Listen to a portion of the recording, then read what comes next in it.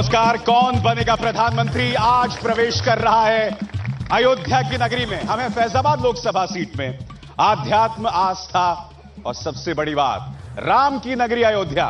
मगर क्या आप जानते हैं कि हमारे सियासतदानों ने राम का भर उनके नाम का इस्तेमाल किया है, उनके नाम पे सियासत की है, मगर अयोध्या अभी भी विकास से कोसों दूर है। कौन है जिम्मेदार इसके लिए?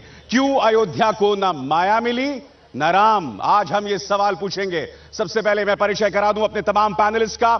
कांग्रेस की तरफ से शीतला पाठक हैं, क्योंकि ये कांग्रेस की सीट भी है। निर्मल खत्री यहां से सांसद हैं। बीजेपी की तरफ से रामकृष्ण तिवारी, समाजवादी पार्टी की तरफ से दान बहादुर सिंह और आम आदमी पार्टी की तरफ से विनोद तिवारी। आप सबका स्वागत है। मगर आइए हम पहले जानने की कोशिश करते हैं कि उत्तर प्रदेश की सियासत में फैजाबाद लोकसभा सीट की आखिर क्या अहमियत है।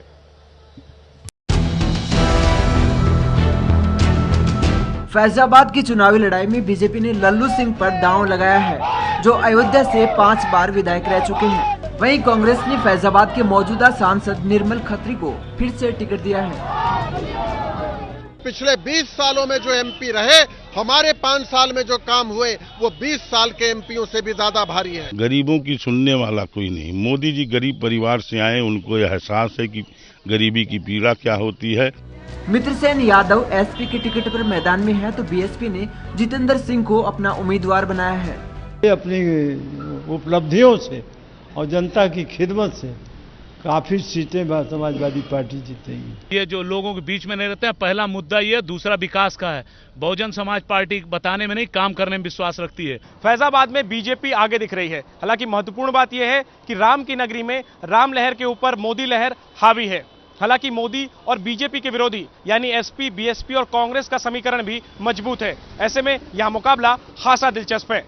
राम जन्मभूमि और बाबरी मस्जिद के विवाद को पिछले 25 साल से देख रहे फैजाबाद में इस चुनाव में विकास अहम मुद्दा बनता दिख रहा है। फैजाबाद यानी अयोध्या का इलाका, इसकी धार्मिक और राजनीतिक अहमियत से पूरा देश वाकिफ है। लेकिन यहाँ की गलियां और गांवों को देखकर ऐसा लगता है कि ये विकास से अब तक वाकिफ नहीं हुए हैं। फैजाबाद में 7 मई को मतदान है। उसी दिन यहाँ के करीब 17 लाख मतदाता कुल 11 उम्मीदवारों की किस्मत का फैसला करेंगे। तो आइए इस बहस का आगाज करते हैं और सबसे पहले अपने नुमाइंदों से जानने की कोशिश करते हैं कि जनता उन्हें वोट क्यों दे। कांग्रेस की तरफ से शीतला पाठक, बताइए जनता आप पर फिर से एतबार क्यों करे? और आपके 20 सेकंड शुरू होते हैं अब। जनता कांग्रेस पार्टी को इस नियत से वोट दे कि पिछले 22 वर्षों के मुकाबले 5 वर्षों में विकास का जो नया इतिहास कांग्रेस पार्टी ने रखा है, उसका कोई तोड़ फैजाबाद की जनता के पास नहीं है। और ये सारे लोग भारतीय जनता पार्टी के केवल फैजाबाद को सांप्रदायिकता का रूप देकर के। का वक्त खत्म हुआ। बीजेपी की तरफ से रामकृष्ण तिवारी जी, आप बताइए जनता आप पर एतबार क्यों करे? और आपका वक्त शुरू होता है अब। हमको जो है वोट करे सुशासन के लिए, भ्रष्टाचार मिटाने के लिए, विकास के लिए, महंगाई को कम करने के लिए। माननीय अटल बिहारी जी की जब सरकार थी, लाखों बंदिशों के बाद 6 साल तक हमने महंगाई को रोक रखा था। आज कांग्रेस के भ्रष्टाचार की वजह से महंगाई बढ़ी है और जनता त्राय कर रही है। आपका वक्त खत्म हुआ। समाजवादी पार्टी पर एतबार क्यों करें? और आपके 20 सेकंड शुरू होते हैं अब। समाजवादी पार्टी पर एतबार इसलिए करें, अमन के नाम एतबार करें, बेरोजगारी भत्ते के नाम एतबार करें, मुफ्त शिक्षा के नाम एतबार करें, मुफ्त चिकित्सा के नाम एतबार करें, मुफ्त सिंचाई के नाम एतबार करें, व्यापारियों को इंस्पेक्टर राज से मुक्त कराने के नाम पर एतबार करें, मुलायम सिंह के कुशल। आपका वक्त खत्म हुआ।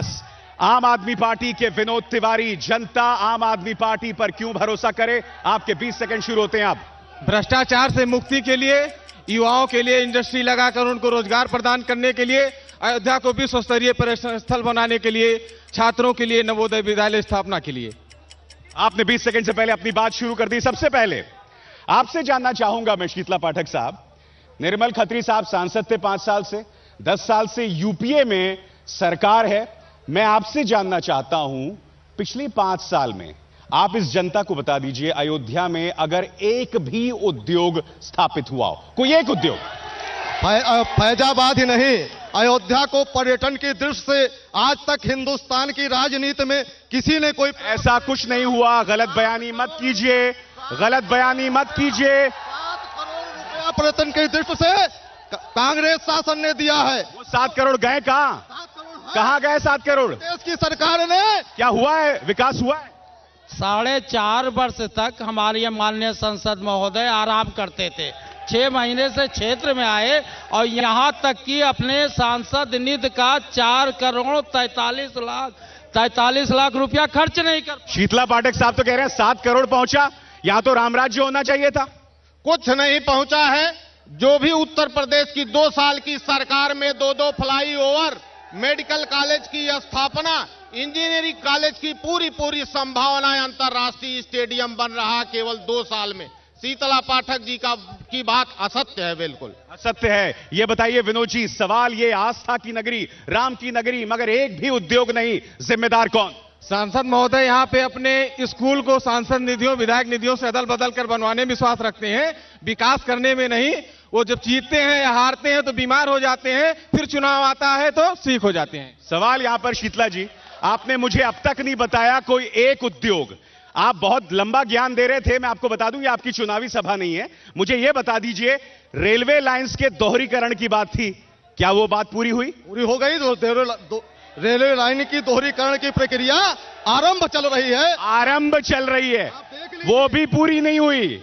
ना एक उद्योग लगा, ना दोहरीकरण हुआ रेलवे लाइन का। फैजाबाद को विकास की दृष्टि से जो 5 साल में एक नया इतिहास और कीर्तिमान रचा गया है, 22 साल के पिछले रिकॉर्ड को आप देखेंगे तो सारी पार्टियों के वो शून्य नजर आएंगे। ये तो आदर्श शहर है इनके हिसाब से, यहां तो कोई समस्या नहीं है।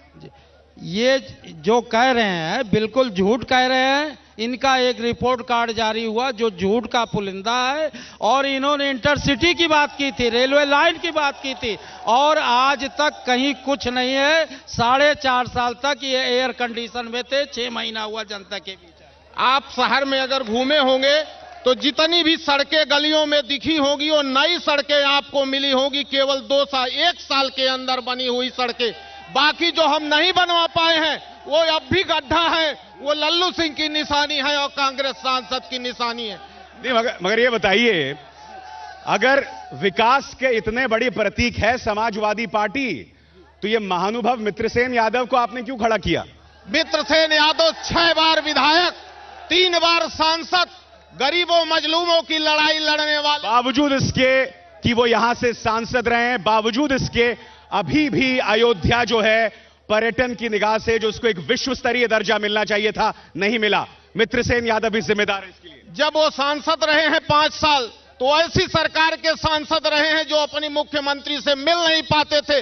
आज हमारे सांसद विधायक मुख्यमंत्री। आप बताइए, विनय कटियार साहब 3 बार सांसद रहे, कौन सा तीर मार लिया उन्होंने? विनय कटियार जी सड़कों का जाल पूरे जिले में बिछाया।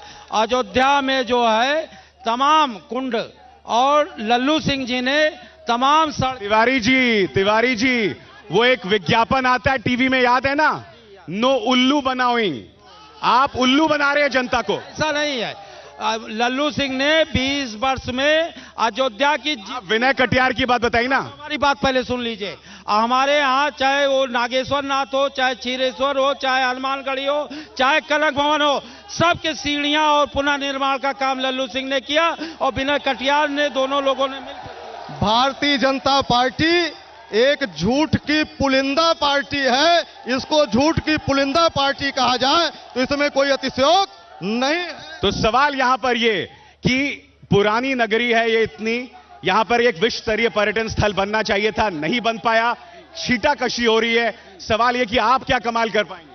मैं जीतूंगा तो मेरा वचन है कि अयोध्या को विश्व स्तरीय नगरी घोषित कराना, और बाकी लोग क्यों आपस में लड़ाकर वोट लेकर जीत कर 5 साल के लिए आराम करने के लिए लोगों को बांट रहे हैं और उसी लक्ष्य में लगे हुए हैं। किसी एन केन प्रक्रिया जीता जाए, विकास की बात नहीं करते हैं। यहाँ पे मेन सड़कों के अलावा कहीं भी चले जाइएगा आप तो आपको सड़क में गड्ढा है कि गड्ढे में सड़क है वो नजर आएगा, वो नजर आती है। चलिए लोगों से भी हम बात करते हैं, आप बताइए कि अयोध्या इतनी पुरानी नगरी, हमारी आस्था का प्रतीक, धर्म का प्रतीक, अयोध्या के समस्याओं का जवाब, निदान किसके पास? अयोध्या का विकास आज तक किसी ने नहीं किया। इसी उम्मीद को लेकर के भारतीय जनता पार्टी के लिए नरेंद्र मोदी को प्रधानमंत्री बनाने के लिए आज एक जनता एकजुट हो गई है। हमारा एक आपसे प्रश्न है कांग्रेस पार्टी से कि क्या देश का जो है गैर निरपेक्षता केवल मुस्लिमों के सारे धन पर, प्राकृतिक सारे संपदाओं पर मुस्लिमों का अधिकार है, इनका प्रधानमंत्री घोषणा करता है और सच्चर कमेटी का गठन करता है। क्या इस देश की यही मूल व्यवस्था है? यहाँ के पूरे उत्तर प्रदेश में समाजवादी पार्टी की लहर है। समाजवादी पार्टी एक धर्मनिरपेक्ष पार्टी है और फैजाबाद में मिस्टर यादव लाखों से चुनाव जीतने जा रहे हैं। सर मेरा सवाल पूरा है, मेरा सवाल पूरा सुन लीजिएगा। एक मिनट शांत कराइए, पहले शांत कराइए। मेरा सवाल जो है पूरा सुन के तब जवाब में आगे गया।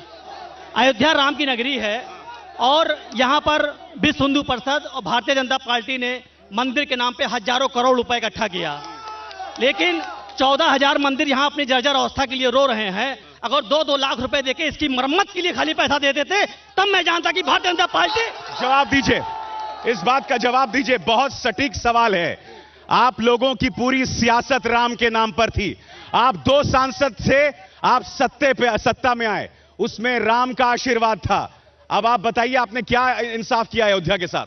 अयोध्या को विकसित करने का काम माननीय लल्लू सिंह ने किया और अधिकांश मंदिर जितने कुंड थे, यहां तक कि बरेटा मांझा में सड़के 24 घंटा बिजली देना, उनका जीवन उद्धार कराना, ये बीजेपी के शासनकाल में ही हुआ। राम का व्यापार किया है, केवल राम का व्यापार किया। राम का व्यापार किया। सापा सिर्फ अपने 2 साल में 150 से ज्यादा दंगे कराया और हिंदू आप दंगा कराने वाले ये लोग हैं। जहां इनकी सरकार होती वहां दंगा कराना नहीं है, सिर्फ दंगा कराना और हिंदू मुस्लिम को बांटना। यहां तक कि तुष्टीकरण इन्होंने कन्याधन में भी किया। और जबकि भारत की बेटियां विकास की बात करें ना, विकास की बात करें, आप लोग सांप्रदायिक राग से क्यों नहीं आगे बढ़ते? आप दोनों का रिकॉर्ड क्यों अटक जाता है सांप्रदायिक उस पर? भारतीय जनता पार्टी और समाजवादी पार्टी दोनों आपस में मिलकर, जैसे उन्होंने गुजरात में दंगा कराया, इन्होंने मुजफ्फरनगर दंगा। आप भी दंगे की बात कर रहे हैं। दंगे की बात हो ही रही है। ये दोनों लोग छोटे और बड़े भाई हैं। अभी आपने 2 साल पहले एक न्यूज़पेपर में देखा, एक हवाई पट्टी पर मुलायम सिंह अखिलेश यादव गले मिलते हैं। जो प्रेस वालों ने पूछा, दूसरे कांग्रेस और सापा बासपा ये उसकी बी टीम है। महंगाई की बात आती है तो सड़क पे साइकिल बहुत तेज दौड़ती है और ये छोटे और बड़े भाई सारे पेपरों में देखा मुलायम सिंह यादव और राजनाथ सिंह को। ये हम नहीं कहते, प्रेस की मीडिया बता। चलिए लोगों से और सवाल लेते हैं। आइए और लोगों से सवाल लेते हैं। जी बताइए। मैं कांग्रेस और सपा के दोनों प्रतिनिधियों से पूछना चाहता हूं कि प्रदेश में सपा सरकार है और केंद्र में जो है कांग्रेस सरकार है, फिर भी यहाँ सांसद जो हैं वो कांग्रेस के हैं और विधायक सपा के हैं। इसके बावजूद अगर आप पीछे नजर डालेंगे, ना रोड पे लाइट है, इधर पीछे देखेंगे आपको वीराना दिखेगा। मुझे बताइए शीतला जी, 1 मिनट खामोश। मुझे बताइए, मैंने पहले भी आपसे सवाल किया, 10 साल से यूपीए की सरकार, 5 साल से निर्मल खत्री साहब और पिछले 6.5 साल से उत्तर प्रदेश में वो सरकारें हैं जिन्हें सीबीआई का डर दिखा दिखा के आप ब्लैकमेल करते रहे। तो सवाल ये विकास में आखिर क्यों पिछड़ रहा है अयोध्या में? ये बताने की जरूरत नहीं है। इतिहास के बाद फैजाबाद में आजादी के बाद पहले ऐसा सांसद हुए जिन्होंने अपने कार्य को जनता के सामने रखने का साहस किया। आज तक जितने प्रतिनिधि हुए उन्होंने कभी साहस रखने। ये लोग ऐसे ही बातों में उलझाए रहेंगे और यहाँ की जो मूल समस्या है, गन्ना किसानों की घटतौली, बेरोजगारी युवाओं की, छात्रों के लिए समस्या, उसकी बात कौन करेगा? एक नवोदय विद्यालय स्वीकृत हुआ, उसके लिए जमीन तक उपलब्ध नहीं करा पाए। ये ऐसे विकास की बात करते हैं। ये बुनियादी विकास के मुद्दे हैं और आपके पास भी सिवाय मोदी मंत्र के कुछ नहीं है। कल मोदी जी की यहां रैली होनी है, आपके पास भी विकास के नाम पर कुछ नहीं है। कटियार साहब 3 बार सांसद रहे, कुछ नहीं किया उन्होंने। हमने विकास किया है और मौका मिलेगा विकास करेंगे। 20 साल तक लल्लू सिंह ने अयोध्या का विकास कर गया और जो अयोध्या आज उसको विश्व के पटल पर जो स्थापित हुई है, नहीं हुई है, विश्व के पटल पर नहीं स्थापित हुई है। आप गलत बयानी कर रहे हैं। अयोध्या के साथ नाइंसाफी हुई है। ऐसा है, जिस मोदी मंत्र के सहारे भारतीय जनता पार्टी चुनाव लड़ना चाहती है, मोदी स्वयं डरे हुए हैं, इसीलिए दो जगह चुनाव लड़ रहे हैं। मोदी तो इतने दृढ़ हैं कि कांग्रेस डर के मारे जो है अपना प्रधानमंत्री नहीं घोषित किया, और यहाँ के सांसद इतने कमजोर साबित हुए। कांग्रेस और भाजपा वाले केवल बता दें कि 1 साल की सरकार में 20 करोड़ रुपया अयोध्या फैजाबाद की सड़कों के लिए क्या कभी इन्होंने दिलाया था इनकी केंद्र और राज्य में? अहम मुद्दे हैं विकास के। जी बोलिए। छोड़िए। मेरा एक सवाल ये है, मेरा सवाल कांग्रेस और सपा से है। बेसिकली सवाल ये विकास की बात करते हैं। अगर ये विकास की बात करते हैं तो देश में विकास दर दिन प्रतिदिन गिरती जा रही है। अंतरराष्ट्रीय मुद्दों पे चाइना 19 किलोमीटर तक भारत के अंदर घुस आता है। अंतरराष्ट्रीय मुद्दों पर 19 किलोमीटर तक अंदर चाइना घुसाता है। पाकिस्तान सेना से गले काट के ले जा रहा है। कि बेतहाशा समस्या है। हमारा सवाल समाजवादी पार्टी और कांग्रेस से है कि समाजवादी पार्टी कह रही है कि विकास नहीं किया कांग्रेस ने, हम विकास के मुद्दे पे चुनाव लड़ रहे हैं, लेकिन रायबरेली में और अमेठी में इनको कैंडिडेट नहीं मिला। और भी लोगों से जी बोलिए। जब चुनाव आता है तब भाजपा वाले बोलते हैं रामलला हम आएंगे, मंदिर वहीं बनाएंगे, तारीख नहीं बताएंगे। और सपा की सरकार जब आती है 200 दंगा हो चुका है और तब बहन बेटियां सुरक्षित नहीं रही। बहुत अहम सवाल उठाए हैं। सवाल ये, राम मंदिर बनेगा? क्योंकि मोदी ने अब तक इस मुद्दे को नहीं छुआ अपने चुनावी कैंपेन में। आप राम के नाम की रोटियां सेकते हैं, आपकी हिम्मत नहीं है कुछ कहने की। देखिए, राम मंदिर अपने आप में तीनों जजों ने तय कर दिया कि ये वही राम जन्मभूमि है जहां भगवान राम पैदा हुए। अब सिर्फ इतनी बात है कि सरकार कानून बना के इसको हिंदुओं को सौंप दे और मंदिर का निर्माण हो जाए। क्या राम मंदिर पर दोहरे मापदंड हैं बीजेपी के? पूरे सारे लोगों के, इन सारे लोगों के दोहरे मापदंड है। केवल उसका मुद्दा है बस राम मंदिर बनेगा तो यहाँ के जनता, लोकल जनता के सहमति से ही बनेगा। हाँ, ऐसे नहीं बनेगा राजनीति करके कि हम वोट लेकर चले जाएं और आराम करें और घोटाले करें। यदि मंदिर मस्जिद का विवाद हल हो गया तो इनका रोजगार बंद हो जाएगा। जवाब दीजिए। अगर ये विवाद हल हो गया तो आपकी जो है अस्तित्व पे खतरा है। हम जो है चुनाव विकास के मुद्दे पे लड़ रहे हैं और राम जन्मभूमि का मुद्दा समाप्त हो चुका है। अब सिर्फ कानून बना के इसको इनकी राम की दुकान बंद हो चुकी है, नई दुकान मोदी की खोल रहे हैं, वो भी बंद होनी है। चलिए, और मुद्दे और सवाल। जी बोलिए। जी, मेरा व्यक्तिगत प्रश्न, ये नई पार्टी जो हम आप आई है, इन 3 पार्टियों को तो हम देख ही चुके हैं, इनके प्रधानमंत्री मुख्यमंत्री को देख चुके हैं। केजरीवाल साहब पलायनवादी हैं। हम यह जानना चाहते हैं कि इनका क्या रोल चुनाव में है ऐसी स्थिति में जबकि हमारा देश आतंकवाद से, बाहर की सेनाओं से, बाहर हम आप राष्ट्रीय मुद्दे उठा रहे हैं केजरीवाल के ऊपर। जी बोलिए। देश के विकास के लिए, नौजवानों के भविष्य के लिए, किसानों के रोजगार के लिए मुलायम सिंह यादव को देश का प्रधानमंत्री बनाना जरूरी है। उत्तर प्रदेश में अखिलेश यादव की सरकार 2 सालों में जितना विकास किया है, आज देश के किसी प्रदेश में इतना विकास नहीं हुआ है। मैं समाजवादी पार्टी के पूछना चाह रहा हूं कि युवाओं को रोजगार देने की जो बात है, जो उन्होंने कहा था सत्ता से आने से पहले कि आते ही युवाओं को रोजगार देंगे, शिक्षा से लेकर के सुरक्षा तक, क्या ये दिए हैं आज तक? ये क्या दिए हैं आज तक? सवाल है। जी, आप कुछ पूछना चाहते हैं? हाँ, नरेंद्र मोदी प्रधानमंत्री को देखना चाहते हैं। नरेंद्र मोदी ही बढ़िया आदमी है। नरेंद्र मोदी बनेगा? आपको क्या लगता है पंडित जी, कौन लगता है कौन बनेगा? वो मोदी बनेंगे। मोदी बनेंगे। एक प्रश्न, आज देश में जातिगत व्यवस्था पे चोट पहुंची है, जिसके कारण इन क्षेत्रीय पार्टियों से लेकर और कांग्रेस पार्टी तक के लोग। चलिए, सवाल यहां पर ये कि जैसे ही ये आपको लगता है क्या नारेबाजी है विकास का प्रतीक? यहां हम बहस कर रहे हैं, हर बहस में यही होता है। क्या ये नारेबाजी विकास का प्रतीक है?